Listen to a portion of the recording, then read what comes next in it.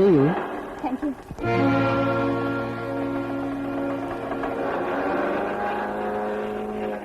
Bye. Good evening uncle. Good evening. Hyderabad నుంచి Peter phone చేశారా? వెళ్ళిన పని అయిందిటమ్మా. ఫ్లైట్ మామూలుగా డిలే అయిందిట. ఇప్పుడు వస్తున్నాడు. Thank you. అమ్మా మాట. ఏమిటి అంకుల్?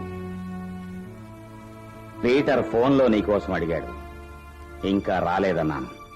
ఇంతవరకు రాలేదా అని అడిగాడు. వాడా మాట అడిగినప్పుడు టైం 8, ఇప్పుడు 11. ఆఫీస్ 5 గంటలకే అయిపోతుంది కదమ్మా. ఇంత ఆలస్యం అయిందే? మా కొలీగ్ ఇంట్లో ఒక పార్టీకి వెళ్ళాను. ఈ డ్రెస్ తోనే ఆఫీసుకు వెళ్ళావా? లేదు, చీర కట్టుకునే వెళ్ళాను. ఈ డ్రెస్ నేను ఆఫీస్కి వెళ్ళేటప్పుడే నాతో తీసుకెళ్లాను. అంటే ఆఫీసుకి వెడుతున్నప్పుడే నీకు ఈ పార్టీ విషయం తెలుసన్నమాట. పర్మిషన్ అడగవలసిన నన్ను అడగను లేదు, ఇన్ఫర్మేషన్ చెప్పవలసిన పని మనిషితో చెప్పను లేదు. ఇప్పుడు నిన్ను డ్రాప్ చేసింది ఎవరమ్మా? అంకుల్, మీరు అడిగిన ప్రశ్నలన్నిటికీ నేను ఒకే ఒక సమాధానం చెప్తున్నాను, వినండి. నేను నిప్పు లాంటి మనిషిని, అన్ని విషయాల్లోనూ. Very good. కానీ ఆ వచ్చినవాడు దూది లాంటి వాడైతే కొంపలు అంటుకుపోతాయి కదమ్మా. అంకుల్, అతను మా ఆఫీసులో మాతో కలిసి పనిచేస్తున్నాడు. అతనితో చాలాసార్లు స్కూటర్ మీద వెళ్ళాను. అలా వెళ్ళడం పీటర్ కూడా తెలుసు. ఇప్పుడు రావటం కూడా పీటర్కి తెలుసా? చూడు సరోజిని, బండి నడిపేవాడు పీటర్, వెనక్ కూర్చోవలసిందని నువ్వు ఏమాత్రం కదిలినా బండి బ్యాలెన్స్ తప్పిపోతుందమ్మా. నేను బండి అన్నది మీ కాపురం గురించి. మా బండి ఏ ఒడిదుడుకులు లేకుండానే పోతుంది. అడ్డంగా ఏ ముసలి పీనుగైనా వస్తేనే బ్యాలెన్స్ తప్పుతుంది. నేను ముసలి పీనుగా అన్నది నీ గురించి కాదు.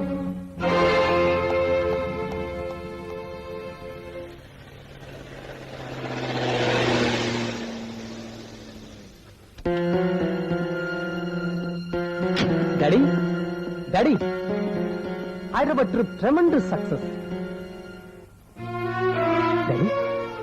Daddy, what happened to you? Nothing my son, nothing. ఏమండి, మీ తమ్ముడు బాగా చదువుకోవాలని మీరు మాత్రం అనుకుంటే సరా? ఏమిటా బాగుడు? ఇంట్లో వాళ్ళందరూ అనుకోవాలి అనుకుంటున్నాం. మరి ఏనాడైనా మీ అన్నయ్య అతను చదువు గురించి పట్టించుకోవడం మీరు చూసారా?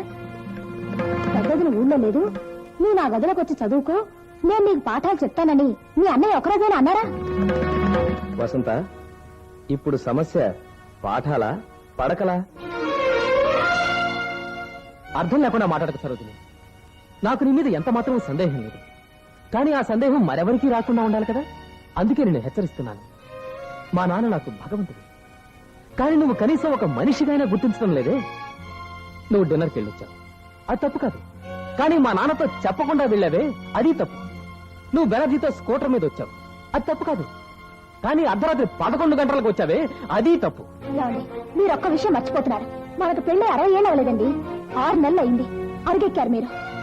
లోక్ మిస్టర్ పీటర్, నా మనసులో మీకు తప్ప మరెవరికీ చోట్లేదు. అంత మాత్రాన నన్ను మీ బానిస అనుకుంటే మాత్రం నేను సహించలేను. పుట్టింట్లో నాకు స్వేచ్ఛ లేదు.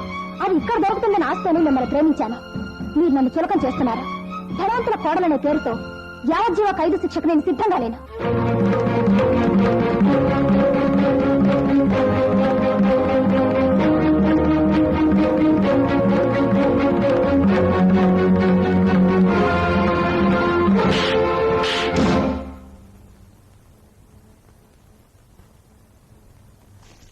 ఏమిటి నువ్వనేది?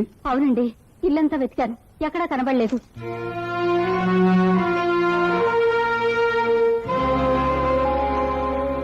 మాట్లాడవేరా? వసంతను ఎక్కడికైనా పంపించావా? ఇద్దరు పోట్లాడుకున్నారా? జవాబు చెప్పవేరా? పొద్దుటి నుంచి వసంత కనిపించలేదు సార్. రాఘవ, నోరు ఇప్పుతావా లేదా? లాభం లేదు. గోదావరి, నువ్వు వెళ్ళి నా తొక్క తీసుకురా.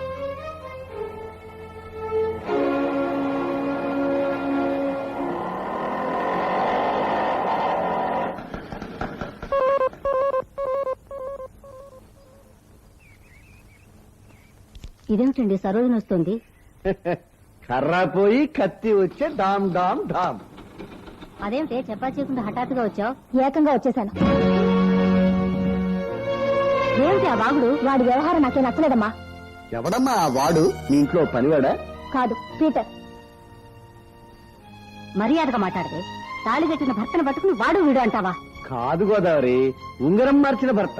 ఉంగరమైనా తాళైనా ఆడదానికి అలంకరించిన తర్వాతనే వాటికి గౌరవం. ఆ ఆడదానికి గౌరవం లేకపోయిన తర్వాత ఇక తాళేంటి, ఉంగరం ఏంటి? అన్ని పిచ్చి నమ్మకాలు. వేణీళ్ళు పెట్టమా, తలంటుకుంటాను.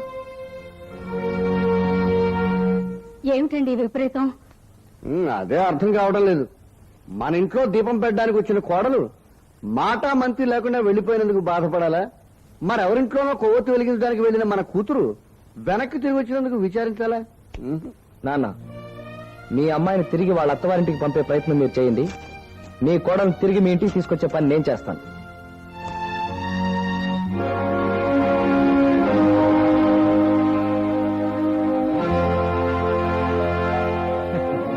ఏమిటి, వచ్చినప్పటి నుంచి అత్తవారింట్లో ఏం జరిగిందమ్మా అని మా నాన్న అడగట్లేదేమా అని చూస్తున్నావా? అడగనమ్మా. ఆ ఇంటి విషయాల్లో జోక్యం కలుగు చేసుకోవటం అమర్యాద, నాకు తెలిసినంత వరకు. మరి నాకేదైనా సమస్య ఎదురైనప్పుడు ఎవరితో చెప్పుకోవాలి? అగ్ని సాక్షిగా నేను ఒక 5 చేతులు పెట్టి అప్పగించానుగా, అతనితో చెప్పు. సమస్య అతనైతే? ఓహో, అప్పుడు తండ్రితోనే చెప్పుకోవాలి. అందుకే వచ్చాను. అన్నమ్మా, పొరపడ్డావమ్మా. ఇప్పుడు నేను కాదమ్మా నీ తండ్రిని. ఎప్పుడైతే నీకు పెళ్లి చేశానో అప్పుడే నా పద ఊడిపోయింది. ఇప్పుడు నీ తండ్రి అప్పల నరసయ్య గారు. వెళ్ళి అతనితో చెప్పుకో.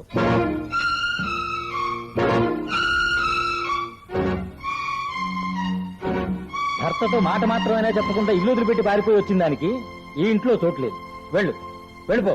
వెళ్ళిపోమని చెప్పే హక్కు మీకుంది, కానీ వాళ్ళింటికే వెళ్ళమని చెప్పే హక్కు మీకు లేదు. నేను పోయి ఏదైనా హోటల్లో ఉండేదా? మీకేం పర్వాలేదా? తర్వాత పరువు పోయింది, మర్యాద పోయిందని మొత్తుకోకూడదు.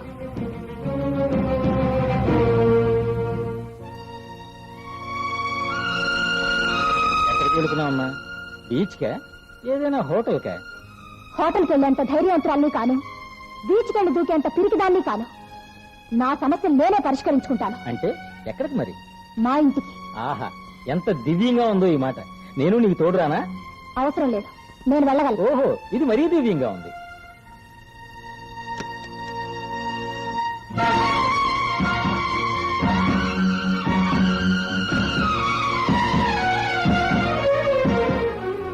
ఆగిపోయావమ్మా, మనసు మార్చుకున్నావు కొంపదీసి. అరే రే, అల్లుడు గారా, రండి రండి. మావయ్య, మీ మాటలన్నీ విన్నాను. మంచిదే అల్లుడు గారు, మీకు తెలియదేముంది. మీరు డీజిల్ షెడ్ లో పనిచేస్తున్నారు, మీ భాషలోనే చెప్తాను వినండి. ఈ ఇంజిన్ కొంచెం మొండికేసే ఇంజిన్. కాస్త నట్లు బిగించారంటే అదుపులో పెట్టుకోవచ్చు. మావయ్య, మీది బట్టల వ్యాపారం, మీకు మాత్రం తెలియదేముంది. మీ భాషలోనే చెప్తాను వినండి. నేనేదైనా కొట్లో బట్టలు కొంటే తొడగనైనా తొడుగుతాను, లేదా చింపి పీలికలు చేస్తాను, అంతేగాని రిటర్న్ చేయను. అబ్బా, అల్లుడు గారు ఇప్పుడు నన్ను చింపి పీలికలు చేశారు. రా. పారిపోయిన మీ కోడల వెంట మీ అబ్బాయి ఎలా పరిగెత్తుకుంటూ వెళ్ళాడో అలాగే పీటర్ ఏదో ఒక రోజు నన్ను వెతుక్కుంటూ వస్తాడు. చేతుల తప్పుకు క్షమాపణ కోరుకుంటాడు. అప్పుడు నేను వెళ్తాను. ఈ మొగాళ్ళ సంగతి నాకు బాగా తెలుసు. ఏనా మీరు అసలు మాట్లాడరే? నేనేం మాట్లాడనురా. మన సంసార నౌక మునిగిపోతోంది. కాపాడే ప్రయత్నం చేయొచ్చుగా, ఫలితం ఉంటే కదరా. తప్పించుకోవచ్చుగా. నన్ను ఎలా తప్పించుకోమంటావురా? ఈ నౌక కెప్టెన్ నేనే. నేను మామూలు ప్రయాణికుణ్ణి, నాకేతొచ్చును. నన్ను దూకేమంటారా?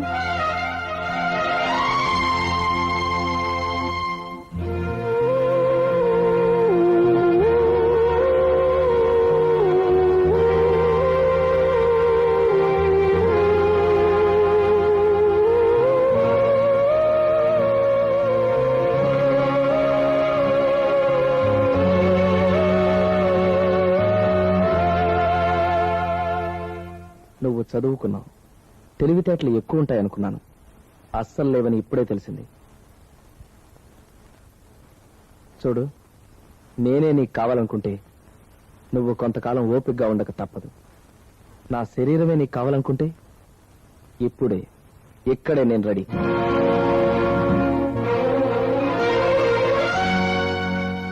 జరిగింది ఏదో జరిగింది. ఇంటికి పద, నేను యూనియన్ ఆఫీస్ దాకా వెళ్ళొస్తాను.